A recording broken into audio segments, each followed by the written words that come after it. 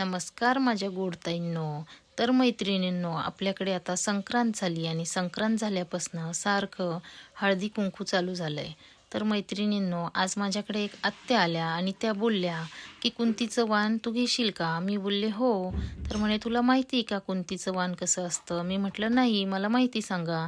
तर त्या बोलल्या हे कुंतीचं वाण गांधारीने कुंतीला दिलेलं आणि कुंतीला बोललेली की हे वाण तू मला 1.25 पट करून दे. तर कुंती कायम चिंतेत राहायची. तिने तिच्या मुलांना पण सांगितलं, अर्जुन आणि भीमला बोलली की मी हे वाण कसं वाढवून देऊ. तर मग भीमने इंद्रदेवाला सांगितले आणि ते हत्ती मागितले. हत्ती मागून त्याच हत्तीवर कुंतीने गांधारीला वाण दिले. तर मैत्रिणींनो, आपल्याला पण हे वाण भेटलं तर आपलं सौभाग्यच समजायचं. तर ह्या वाणमध्ये ह्या आत्यांनी जसं सांगितलं का 5 जणींना वाढवा द्यायचे. तर मला तर खूप आवडलं. मी पण हो बोलले. मी हौशीने वाण घ्यायला गेले. तर मैत्रिणीनं ह्या वाणमध्ये तिने जसं हत्तीवरून दिलं होतं, तर आपल्याला एक छोटासा हत्ती आणायचा आहे आणि त्याच्यामध्ये सौभाग्याच्या वस्तू द्यायच्या आहे. तर किती छान ना हे वाण.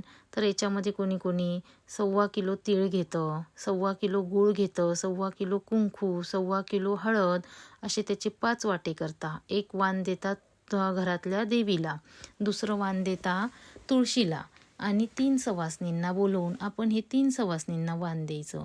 आणि जे घरातल्या आपण ठेवतो जसं तुळशीला, घरातल्या कुलदेवीला, ते वाण आपणच वापरायचं असतं. तर याच्यामध्ये बघा ना, त्यांनी किती छान हत्ती दिलेला आहे.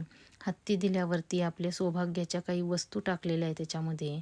तर त्या वस्तू आता पुढे मी तुम्हाला दाखवणारच आहे आणि त्यांचे नावं पण सांगते तुम्हाला.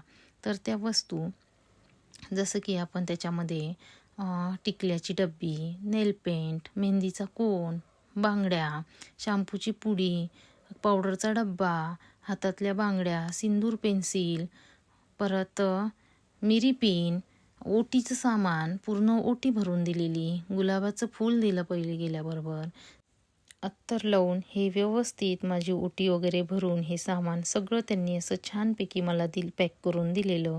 तर मैत्रिणींनो, कोणी कोणी हे वाण घेतलेलं आहे मला कमेंट करून नक्की सांगा. आणि हो, माझ्या चॅनलला लाईक, शेअर, सबस्क्राईब नक्की करा. धन्यवाद.